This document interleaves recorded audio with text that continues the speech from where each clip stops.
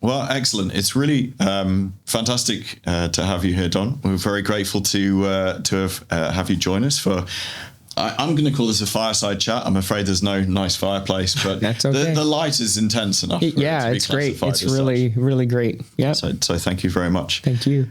One of the reasons that we wanted to have a chat with you was to discuss a new forum that's come up. But before we get into that, I'm just wondering, how come you're in London? What's it all about? Yeah, I mean, I love London, so it's anytime I get a chance. But I'm here for the Gartner show, and we're on the Magic Quadrant for data integration tools. I probably got that wrong, but that's and so it's part of our strategy to increase awareness of FME beyond spatial and it's a great conference. It's decision makers. It's not our traditional people we grew up with. So it's really, kind of interesting. It, helps us and try to figure out how do we message to these people because they want to hear a different message. And it reminds me of the early days around when Dale and I first started FME in the geospace, and nobody knew who we were, and it was much slower. Now we go to the Esri shows and the Geo shows, and people know who we are. So I mean, come on, it's surprising the number of people that come by and go. We do a lot of training, obviously, with our accelerator, and we always ask people, do you identify as being working with enterprise data or location and spatial data? And up to last year, it was like 1% said enterprise. Now it's 8-9%. And you introduced me to a different job acronym, I think, on Monday. Oh, CDAIO, Chief Data and AI Officer. It's almost easier to say it in full. It really is, yeah. Otherwise, I'll get the letters all confused and scrambled, and yeah. And I guess we're in London. We've been to the Esri event this week, and it's in the same venue as the Peak of Data and AI next year in March 2027. Got a sneak peek of the venue, what it's going to look like. Yeah, I haven't been there yet. No. Yeah. Oh well, it's an exciting venue, right in the heart of Westminster. So I can't wait. Yeah. You can see. Well, it's not Big Ben, right? It's the Elizabeth Tower, I believe. Yeah. You can see from the venue. Oh, okay, I don't even know what the Elizabeth Tower is. I'm pretty. So I'll learn. Yeah. Very nice. So, as I mentioned, there's a new forum on the Safe FME website. Yeah.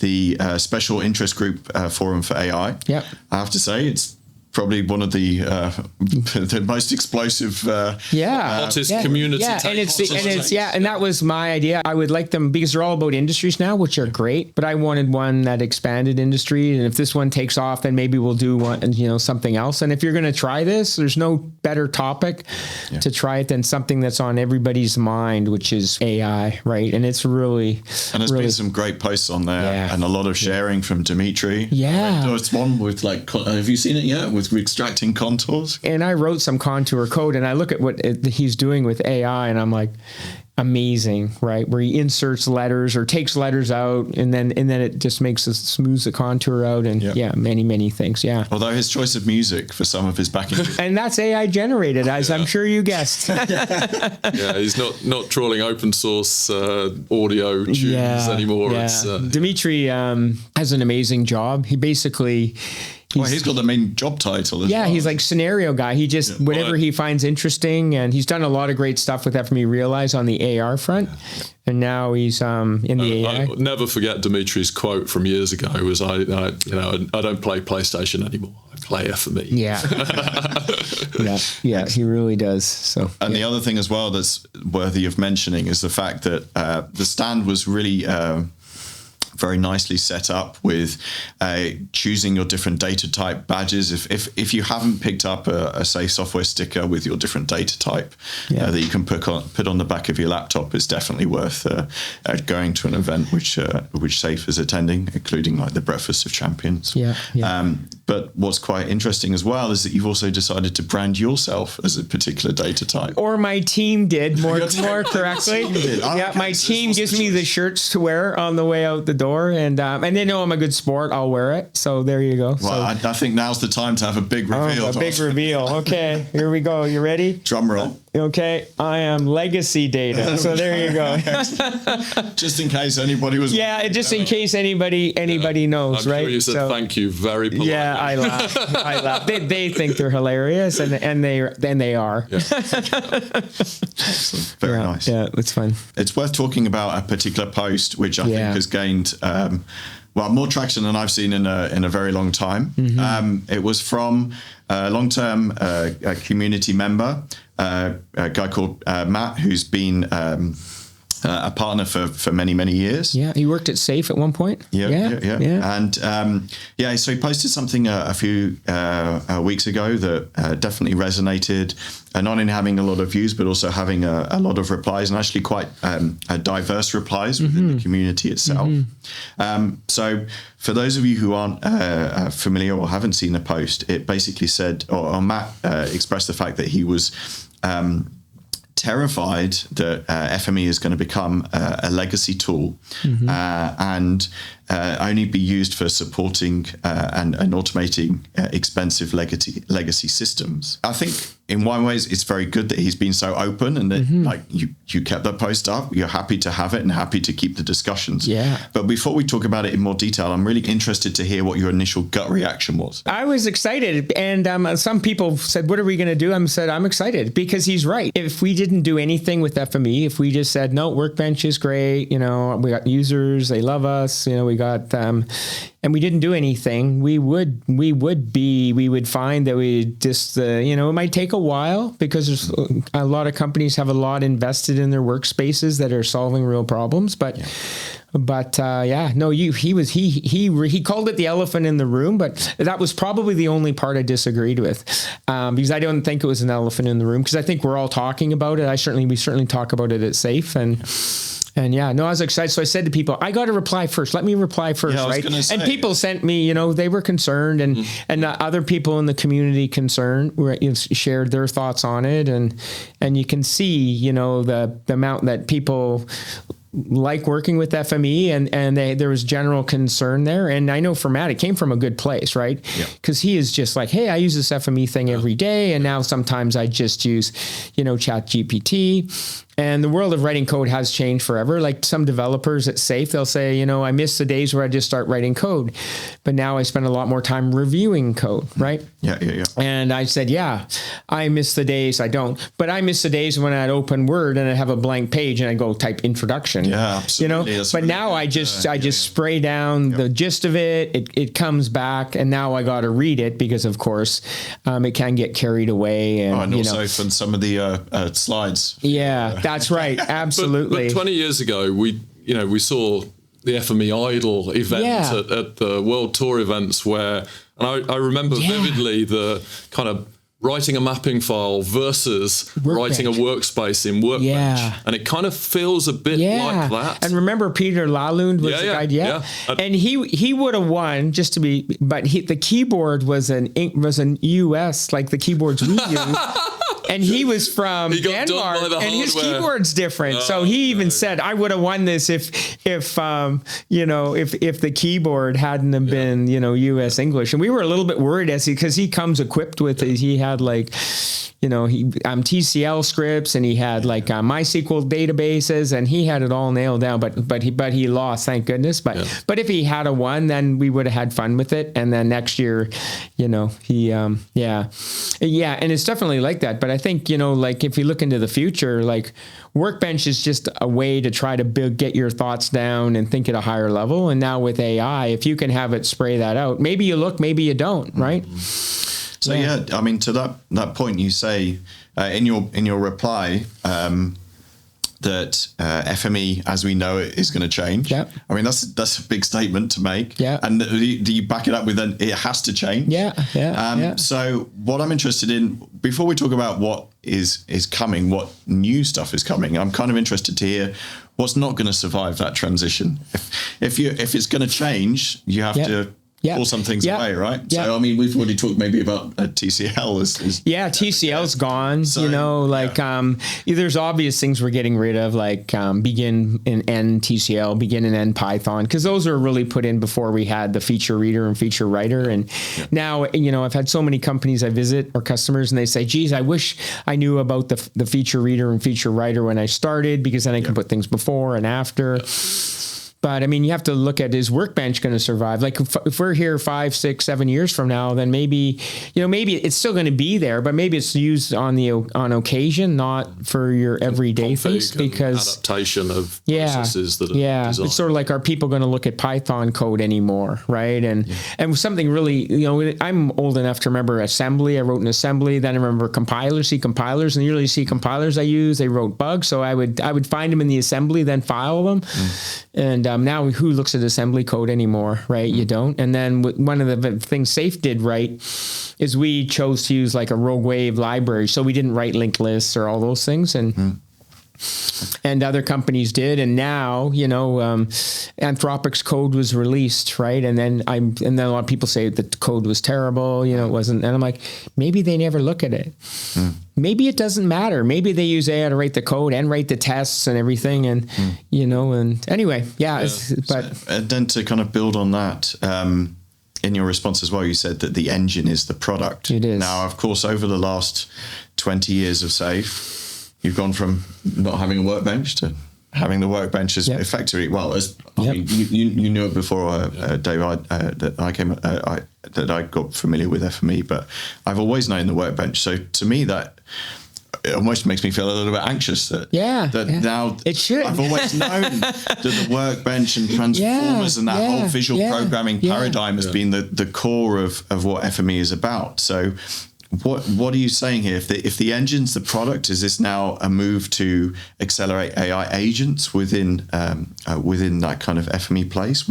How do you think it's going to play out with the kind of creation of workspaces or data pipelines in the future? Yeah, I think MCP is going to be, right now, I think we view it as, or people view it as, it's a great way to for FME to access new systems, because that's always a challenge, and it is.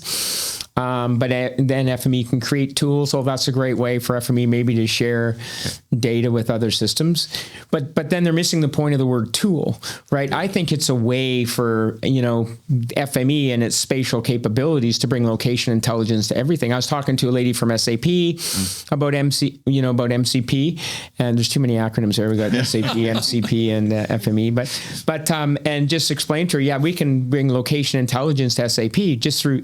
And the thing is, there's no friction, because if she knows how to call, MCP, and I'm sure SAP's all over it, and same thing with Databricks, they can create MCP servers and consume MCP servers. Same thing in, Microsoft Fabric, they can consume them and produce them. And so now we got this massive market for the special stuff that FME Engine does with transformation and, combining different data sources, sharing data that's locked within your firewall. Maybe there's some data you want to share through AI and you want to do it in a secure way, or build MCP completely inside a firewall, because there's data you never want to let the public AI consume. So I think MCP is really, really going to be. And you've already been kind of previewing or showing us glimpses with like Gemini Gems, creating like those JSON. I think it's DOMs, right? Or was it DAM? I can't remember.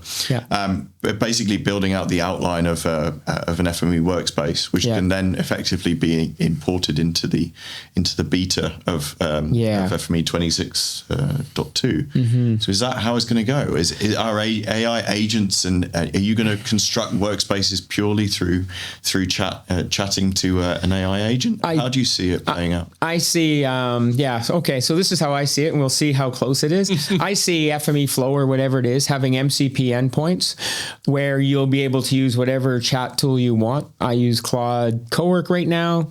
Maybe others use Gemini. I mean, who knows what I'm going to be using in 6 months. And then you would type what you want to do, outside of FME. Right now, AI assisted chat's inside the tool, but it really doesn't need to be inside the tool, because the tool people are going to be using are going to be these chat. Yeah. You know, and they might be run by agents. They might be run by human intelligence. Who knows? And then you could generate. And I use the word compile. You know, taking that JSON to the thing FME act, but it's not really compile. It's what the engine runs is completely different to what Workbench works with, which is completely different from the JSON. So we have to. There's a bit of work there. It just feels like it's another way of accessing your data, and actually in terms of a UI and accessibility, you pull your phone out of your pocket and you can be querying a database that's making a live connection to an IoT device or all sorts of connections like that. Kind of Workbench democratized development for non-developers, and it seems like we're at a stage where MCP is giving, you know, the layperson or the field worker access to really high quality data that's within an organization. You know, that's, as you say, less friction. You're not having to, you know, sign into a secure VPN and get, you know, you actually can publish a small snippet of your data in a really specific way for a particular end user. And there's no way AI can get through it because there's no direct connection to the data, right? And the reason I say we sell the engine is you think what Workbench does, it just builds things for engine to run, and every single service in FME Flow, just new ways to exploit the engine. And that's why we don't charge. We had data virtualization.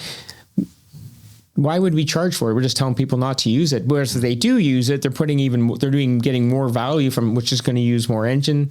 And then there's CPU engines or some workflow. Some partners don't like CPU engines, and you know, because they'd rather sell a whole engine. But there's just workflows that don't make sense for a whole engine. We've seen so much traction with Flow apps recently. So Flow apps have been around for ages, but it feels like, you know, some organizations, big AEC companies in particular, are just discovering it as a way of accessing data. And this is kind of Flow apps plus, you know, because it's kind of outside of the FME ecosystem, or it looks and feels like it's and reaching a different audience. Yeah, absolutely. That's the key. The audience difference. It's not it's and not they don't technical FME users who are publishing to a group of technical specialists anymore. It's you know, different parts of the business that don't know or care what it is behind the scenes. And it's quite interesting because that was one of the kind of key points from Matt in his post, was that I think he's very kind of concerned that going forward, a junior or somebody that you would be thinking about introducing FME to, maybe not today, but in a year or 2 years' time, would you be starting and introducing them to FME through opening a Workbench, or would it be through an AI agent? And so it's kind of interesting that you start to talk about potentially FME and engines being and data pipelines being developed through working with an AI agent to achieve that, as opposed to starting with a blank canvas in FME Workbench. Absolutely. Very nice. I mean, it might be that you know, there's an expectation that from the customer, because they're growing up in an era that AI has always existed for them when they're coming new into the industry. So and it's okay to mourn what we lose, right? Like, it's okay to, you know, man, I really loved coding. You know, I really liked, you know, making these beautiful workspaces that, you know, I could send to a plotter, and like, I've walked into organizations that have huge ones on the wall, and you can see their likewise, you know, and it's okay to mourn that, but just that doesn't mean you can't embrace what's coming, because you have to, right? That's the world we're in, right? So you've confirmed that yourself and Safers are kind of really actively involved in building up a coding agent, or coding agents that can speak to FME. Can you kind of describe to us in a little bit more detail as to what you think that actually really looks like in reality?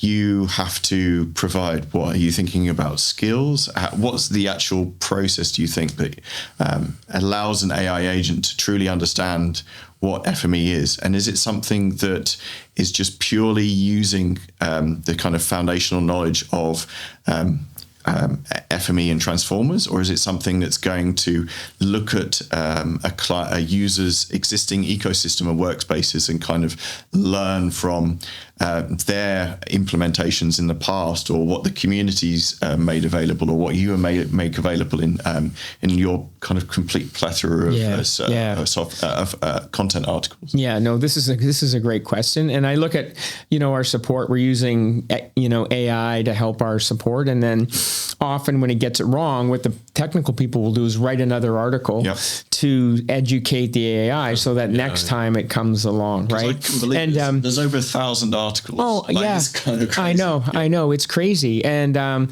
Chris Berger was playing around with AI, just the one that runs in your browser to create an automation, like no training at all. And it was surprising how far it got, but it got stalled. So he wrote better documentation for automations so that then it could, ingest it. Because people don't want to read documentation, but AI wants to read documentation. So I do think it's quite surprising. I mean, a couple of years ago, right? Really starting to play with ChatGPT, I guess, or 3.5 or whatever. Yeah. And the hallucinations it would have for different transformers was incredible, right? Yeah. It was kind of crazy. Yeah. But now it's tight. Like, I don't understand how that's changed so quickly. I know. It would come up with great names, and I remember reading them and thinking, I really wish we had that. We should have made that one. Yeah, exactly. Yeah. So, but the truth is I don't know, right? I think skills will be part of it, but for sure it's going to be, a lot of our folks are going to be producing documentation and really good examples, because the more you give it, the more it learns, right? Context is key, right? Context is key. Yeah. And really that automation thing Chris Berger showed just demonstrate, okay, it didn't have enough information and so it stalled out, right? But then you write it and give it to it and now it has more context, right? So yeah. Cool. So that's a really good point. So you mentioned kind of going back to coding agents, that you need a coding agent to speak FME. Workspaces, maybe it's not a big spoiler alert, but Workspaces behind the scenes are XML. Yeah. And quite sizable XML at that. It's not like you can give an AI agent at that what can be several megabytes of XML and expect it on the kind of spot to understand exactly what's going on. So in the same way, transformers have schemas. Yeah. Flow has not only APIs but its own CLI. Your kind of surface area has obviously grown organically for the last 30 years, quite dramatically. It's a real engineering problem to start to work out how you reveal that and you utilize that with the latest AI techniques, not just for future developments, but just how you can kind of explore what you can achieve with it today. How are you going about that? I know that's probably one for Stuart Harper, but kind of interesting. I mean, we're defining, one of the things we want to do is put MCP tools on top of everything. So Workbench would have MCP tools. So as long as, so you could query it, find out about what it's doing, find out about the workspace it just ran, find out about the data, and then MCP tools on top of FME Flow. So rather than have just an API, the APIs are fine. But then if you could have tools, and then the question is, okay, initially the development set we thought, we're going to have one server, and it's like you think about that, you go, no, that's too much context. So then you have to have multiple servers. Exactly. You maybe one about user information, another one about automations, and then then the question is, how do you break it down so that they're not too granular, and you get into that whole thing. But but I see MCP, because again, MCP isn't just about reading data; it's about their tools. So you could then tell FME Flow, launch 4 more engines, right? Like right now, FME Flow has those capabilities, but imagine if it was driven by an external AI that had even more capabilities. It could really do interesting things. And then you tie it to FME, Flow hosted with that. You have, so yeah. I think it's quite interesting that point about MCP, because I hark back to the early days of the internet. It was all everybody absorbing information. It was all one way, right? And then you had Web 2.0, where you started to feed web. It's a long time ago.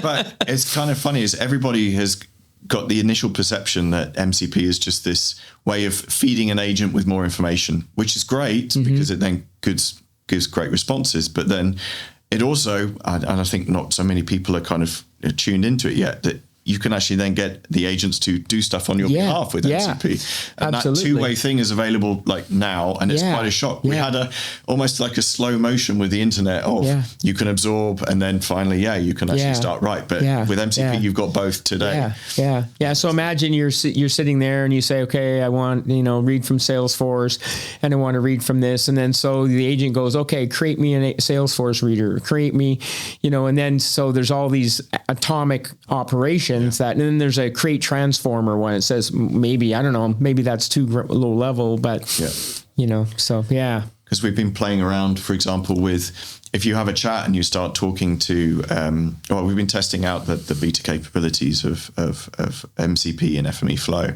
and it's been very good to be playing around with, retrieving data and having a conversation, but all of that conversation is giving context to the AI agent. So that if you were to have an MCP that goes off to say, okay, now I want you to submit me a survey 123 post, it can go and do that because it's got all of the context from the previous discussion. Yeah. So for those types of really fun exercises of filling in lots of forms and completing those types of exercises, MCP is going to be a massive time saver going forward. Yeah, it really is. And it'll remember what you did last time.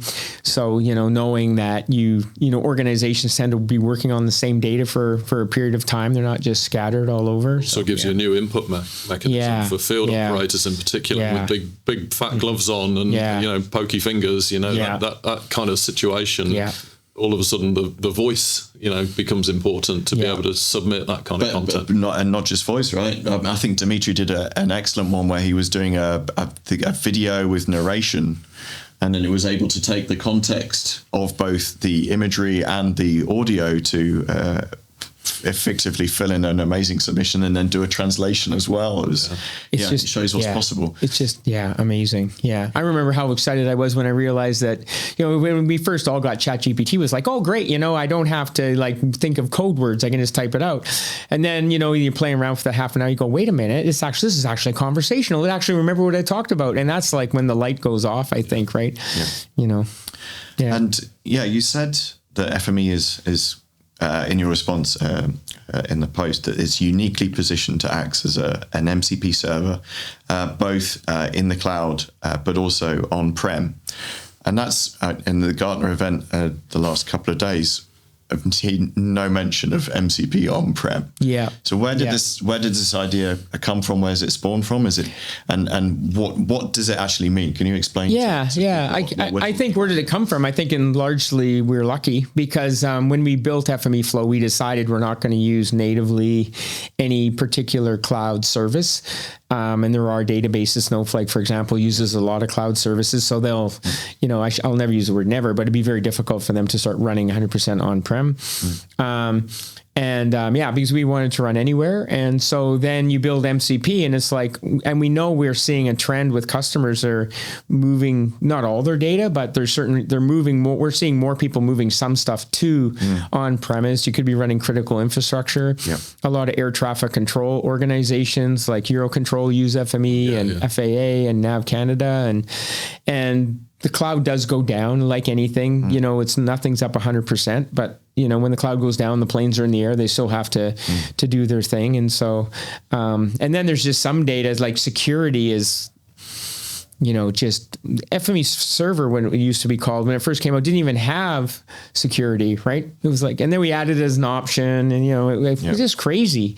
And, but now security is front and center and people are like, really, but they want to use AI. And so, but they are on-prem. So now they have to use things like Gemma 4 or Mistral or Olama, and we're running them inside our office. And it's amazing how good those are getting. And they've really evolved, particularly like function calling. They're way more capable of calling out being used for MCP, but also like structured outputs as well. So that whole unstructured to structured data piece, they're really powerful tools. And the other thing that's really come out of nowhere, I'm going to say, is the explosion of national cloud vendors. Right. So, and because we didn't embrace any any one cloud service from any cloud, I can confidently say we run in them all, because they're usually just, all the ones I've looked at are either running Windows virtual machines or Linux virtual machines, and we don't have any requirements to run FME flow. The whole data sovereignty it's a topic. It's really hot at the moment. And there's some organizations, the data center from one of the big three is in Europe, but the organization is not European, and that is still leaves them with some uncertainty. So because you have said that data is the most important variable, and of course, some of that data, you're not allowed to move into different areas. Yeah. Some of it you're not allowed to expose. Yeah. And of course, you have this problem. AI, the more context you give it, the better it's going to get. Yeah. So it needs all of that information. Yeah. And how do you handle that situation? Yeah, AI is coming for all your data, right? And if you don't really take steps to control which AI sees your data, you could be fine. Because it's as that Anthropic shared, Mythos hasn't been released, but AI is finding ways through to get out. To get out, and so Yeah. And so the other term we're hearing more and more is the term air gapped. Yep. And 2 years ago, I was meeting a client. He says, we run a lot of time air gapped. And I had no idea. I said, what do you mean by air gapped? And he just says, no, we actually physically unplug from the internet at times. Yeah, and then they do connect, obviously, but they know exactly when they're connected, and they know exactly what they're doing, and they're monitoring the trend. And then But I think it's quite interesting. There's a lot of, I guess even a year ago, people would say, oh, well, don't worry. The AI models are good, but they're not great. They're going to get better. They're going to get better. I actually think now a lot of the models, the better models, may become prohibitively expensive. And what you can do instead is just provide a good enough model with really good context. The more context you give it, the better quality you're going to get back. So it's not necessarily a case that you need to wait for the next or the latest and greatest model. The ones that are available today, even that run locally, are amazing. Fantastic. And as long as you are able to reach into those data silos, then you can produce some fantastic results with agents. Absolutely. And there's some local, one of the demos we run, we generate metadata, for ArcGIS, and we decided, let's use Olama. The metadata it generates is, like you say, good enough, right? And then we don't have to worry about costs. We don't have to worry about everything. And they're getting better and better and better too. And if you're using a big model, do you really need a model that understands, nuclear fusion or fission? I certainly don't. And so, but the model I'm using, somebody has to pay for generating metadata anyway. But metadata, we've been talking about metadata for 20 years, right? And everybody would roll their eyes because nobody wants to read metadata. But AI loves metadata, right? It reads metadata, and actually now metadata is more important than ever. We love the result, because all of a sudden you've got much better data discovery and visibility of the content that you've got as a result of that. And that's what I say when I show people how easy it is to turn a workspace into MCP. I'm like, you're not done. Now you have to do the hard part, which is writing the description of what the tool does, writing the description of what each parameter is. Because if you just can't say workspace 1, workspace 2, workspace 3, because the AI will never final. Yeah, that's right. Final. Yeah. But also, I think that there's flexibility there, because if you do produce a whole set of tools for MCP and you test it and the flow isn't working, or the agent isn't picking up when it should be using a tool, it's okay. You can just go in, change the description.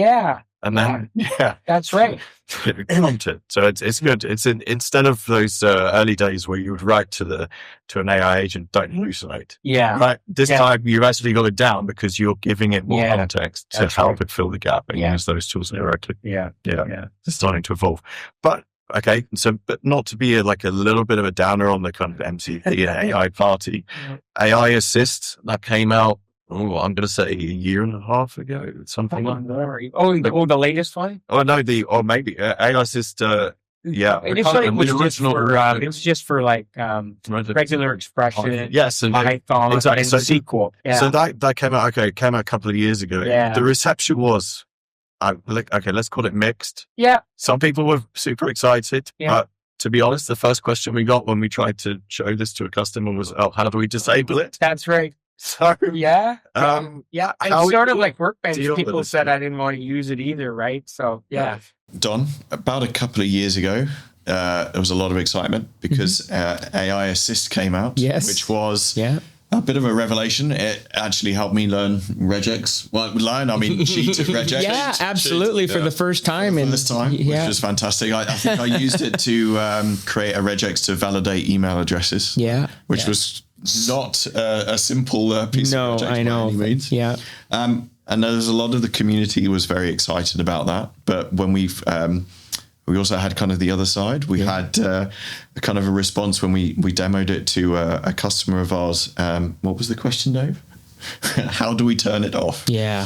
So you have those kind of two sides to this space. Yeah. And kind of interested to hear how you're going to approach that with the evolution of kind of FME and utilizing MCP and building out those tools. Yeah, I think part of the problem, we didn't communicate very good what was being sent, and so customers are very much worried about us sending their data, and we've worked hard not to make that happen. Also, we never communicated where we were sending it, and we were using, we're inside Microsoft Azure, and Microsoft assures us that it's secure, so we believe them because but then also some people will want to turn it off and maybe they're not ready or it was the first one and it didn't really change anybody's life, right? Like but I think it was a good first step. It was a really good first step because it showed, I think it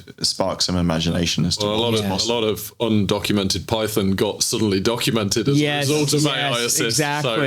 And that was one of the useful things, right? Document this. And it's surprising, we talked earlier about work. It is surprising now if you give it a workspace, what it tells you that workspace does, right?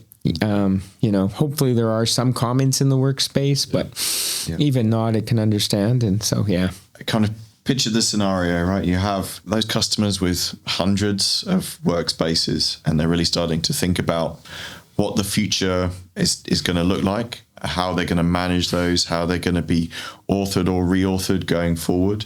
And we've been talking a lot about kind of MCP. What should they do? Should they continue as they have been with the way that they have the same workflows in FME?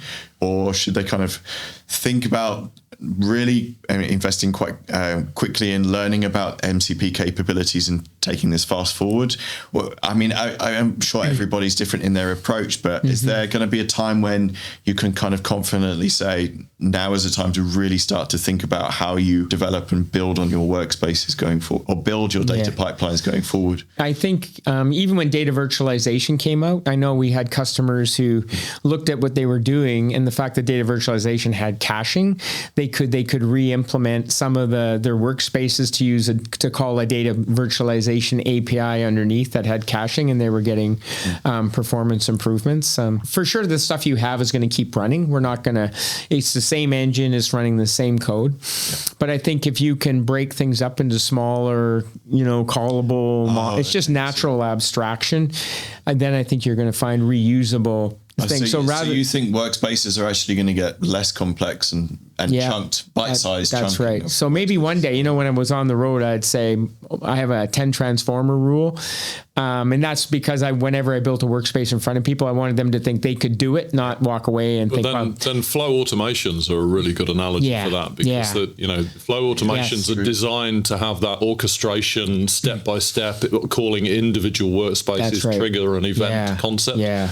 And it's really useful to be able to chunk those kinds of processes into actions. Yep. And I guess that's how I kind of feel like we're going, especially if you can take these little bite-sized components and reuse them within a different workflow that has a completely different outcome, but you're reusing that code that you've built in that workflow. And while automations graphically have very much similarities with Workbench, it actually does have true parallelism. So we've had some clients who took a massive workspace, broke it up, and then they were able to actually get the work done much quicker with multiple engines, right?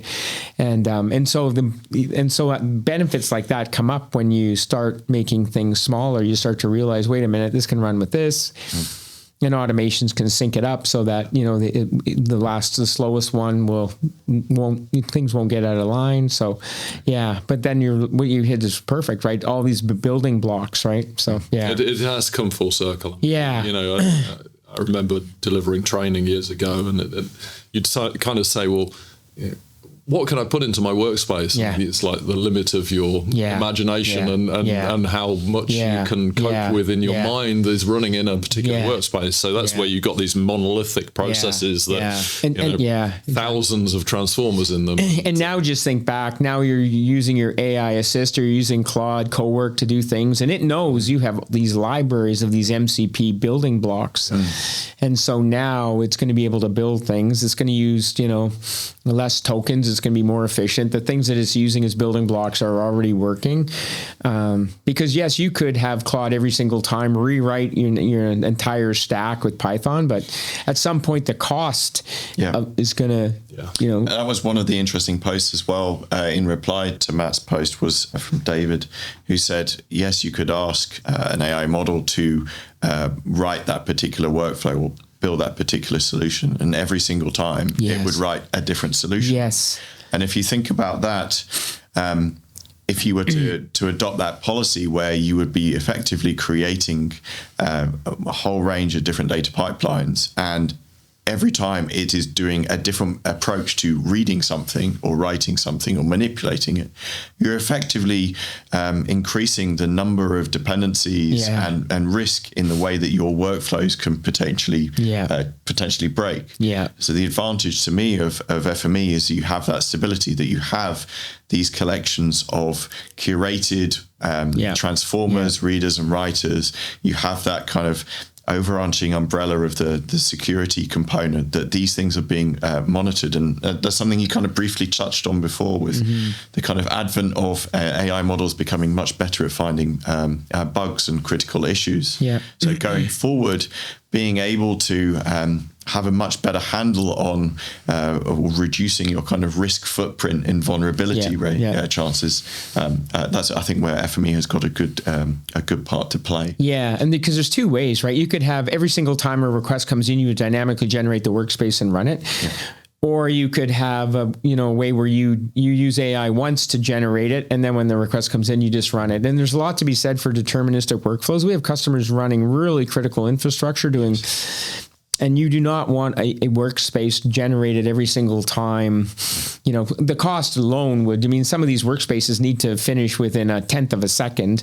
And we know that you cannot generate a workspace, in a 1/10 of a second. It takes minutes, right? And so, Very good. But there's a lot of power. It's kind of exciting, though, for some workflows. Somebody has typed something. Yeah. Okay, then it says I'm generating a workspace. And there's like this little, I do feel like when you're kind of doing anything with kind of vibe coding, you do get this little bit of adrenaline. Yeah. Or even when you're putting a slide deck together. The little star and it says thinking. I know. Are you really? I know. Exactly. Is it really thinking? No. I know we get these dopamine hits, right? Yes, yeah. And I think previously you would get kind of a big dopamine hit when you finally solve a particular challenge that's been bugging you for a long time. Yeah. Like a particular technical challenge. Whereas now with these kind of AI solutions, it's just like little micro doses of dopamine. Yeah. And it is. It's quite a different situation to adapt for. And before you know it, you spent quite a long time toing and froing with an AI system. Yeah. When in many cases you could have kind of built it out yourself in the same. But now, the amount that I get done, I'm sure we get way more done. But is that a good thing or a bad thing, right? At some point you almost feel like, I'm like the AI is driving me because I got to do this. And I say, okay, I know I can do that too, because I can use AI and I'll be having it doing that while I do something else. But at some point it's like, fueling the attention deficit disorder that we're all getting from exactly. scrolling our feeds. It used to be you give somebody something to do and they come back a half day later. Now AI, it's like 2-3 minutes. And now once you figure out you can have it doing 3 different things at once, then the hard part is just remembering which one's doing which one, right? Yeah. So, a little bit of a change of tack. Okay. So, obviously now Save Software and FME is trying to move to the kind of enterprise side of the arena. It's principally why you've been spending a lot of time attending and being part of the kind of Gartner event series and getting the message out. You've been building out a lot of different connectors to enterprise systems. Now that's obviously a space that kind of Microsoft has been in for forever. They have a lot of power and a lot of influence. They've done a lot of R&D to build out what is their kind of fabric solution. They've also been building Power Platform for their automation, and now more recently they're really heavily developing Copilot Studio and building out their kind of agents which can be part of and connect to obviously a whole range of MCP services. You've obviously recently helped to build out like Microsoft Entra authentication as part of FME. What I'm kind of interested to know from yourself is Microsoft a partner or a competitor?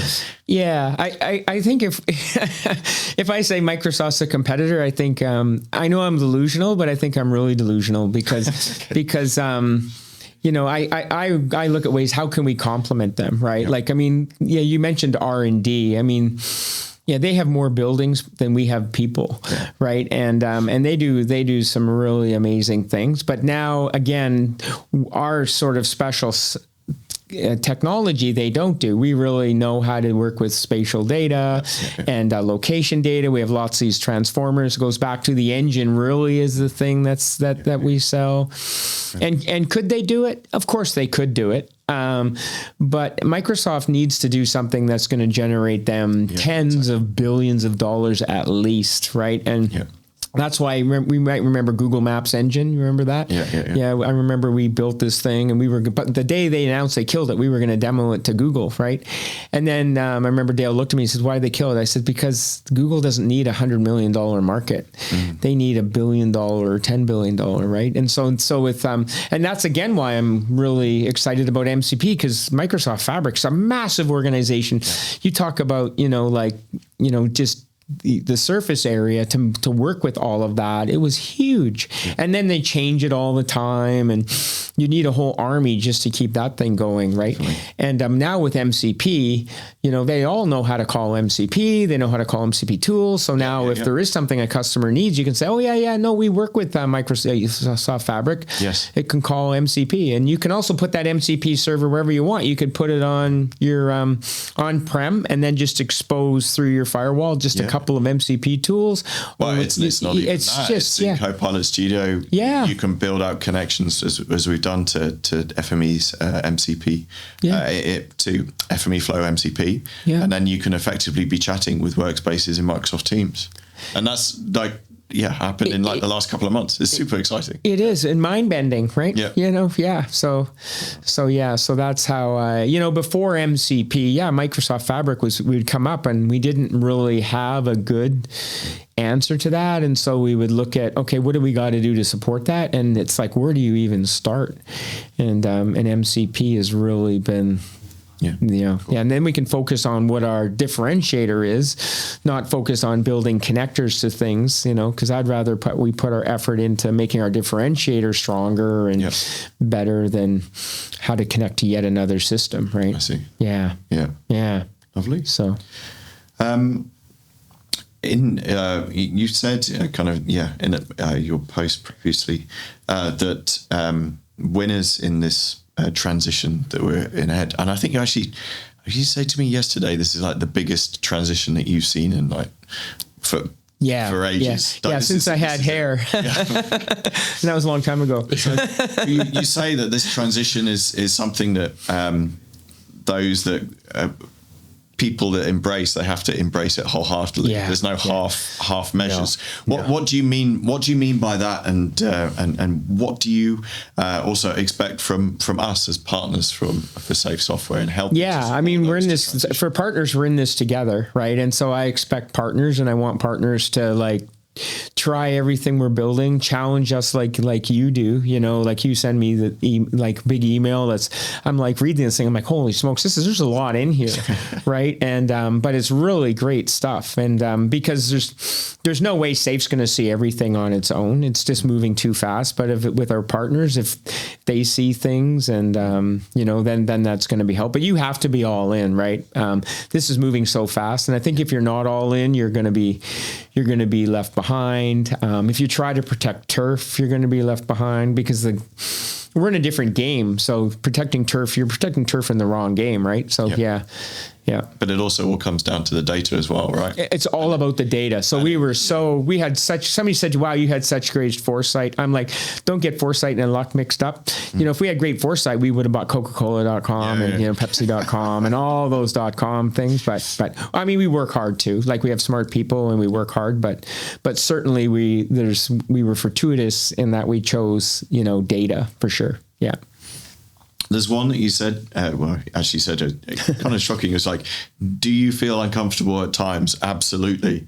And I think that's an awful lot of unusual honesty from a CEO to be able to say that. Yeah. And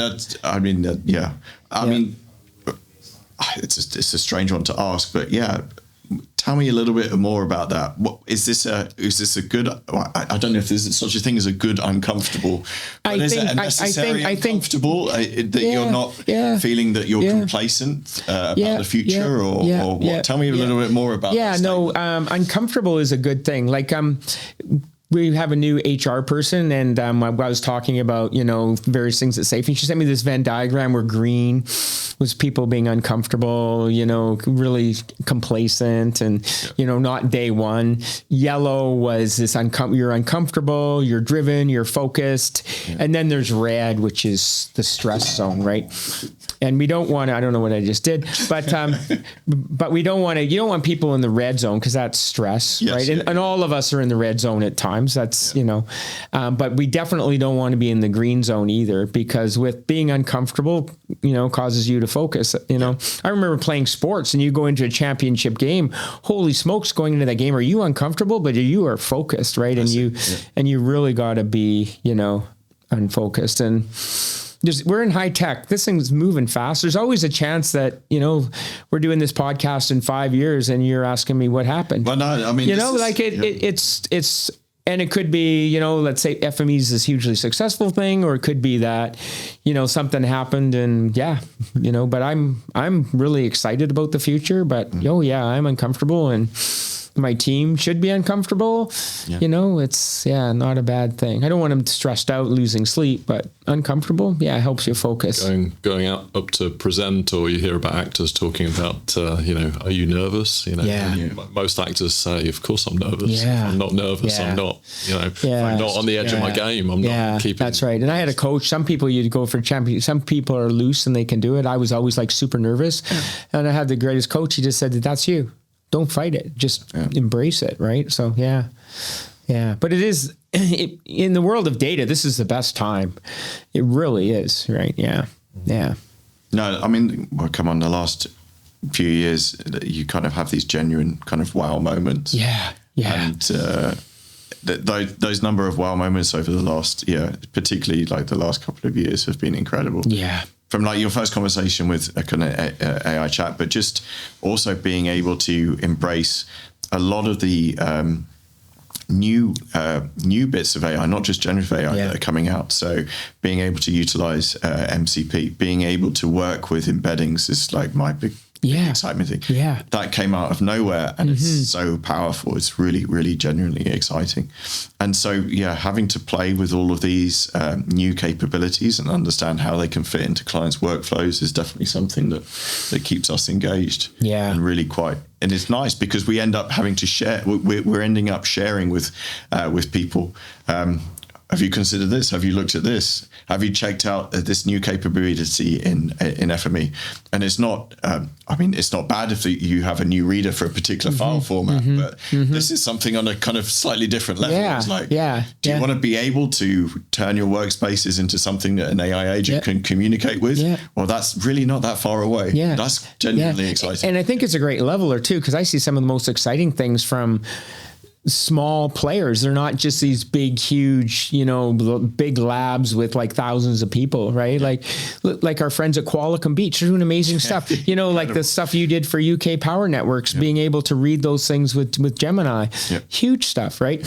And I think there's going to be a lot of wealth generated by the people who build, like the Anthropics, the Googles, and the OpenAI, but they're going to be the foundational level, and there's going to be way more value created on top of it. Just like the cloud vendors, the cloud vendors are doing fine, but the amount of value and wealth that's been created with everything on top of that is much bigger than what they created, right? And I think it's like it's going to be like that with AI. I mean, the whole you can understand why control is seen as important at the moment. Some of the large monolithic organizations really care about control, really care about where the data is, where it's going to. But you have to remember that the new graduates and the people that are cutting their teeth on this technology personally are going to be the CIOs of tomorrow. And that's the thing to bear in mind. I kind of remember when Google Earth turned up. And all of a sudden I could tell my grandparents what my job was, because you've got something tangible that they can see and use at home and understand. And I kind of feel like that technology brought, spatial capabilities into the home life, and then people started to use it without realizing it. And now with AI bots and AI chat tools and Anthropic and ChatGPT and all the different technologies, it's really and it's fun to see what these young people are creating with this, right? Like my days of writing code or whatever are long gone. I understand MCP, and what I do is very simple. And then you see, what you guys are doing, what Qualicum Beach is doing, what Chris Berger's doing, what Dimitri's doing, what Sanai, I'm a huge fan. Just what she creates, I'm just like, oh my gosh, right? And then other people at SAFE who are just creating. We just finished Innovation Days, and no surprise, almost every single project had AI in it. Excellent. And really fascinating. My IT guy came in, he says, our token usage this month is going to be through the roof.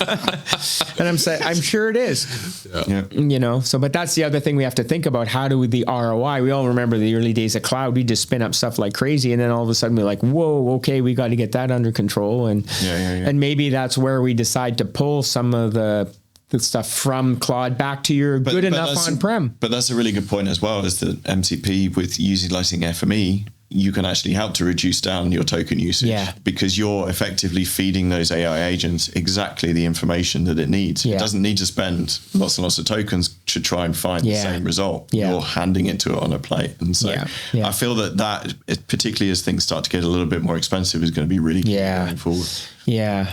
And how expensive is AI going to get, right? Like we I don't know, are any of them making money? There's, and how long is the data center last? 2 years before the chips have to be replaced. And it's going to be interesting, but it's not going away. AI is, the internet bubble burst, but the internet was still here.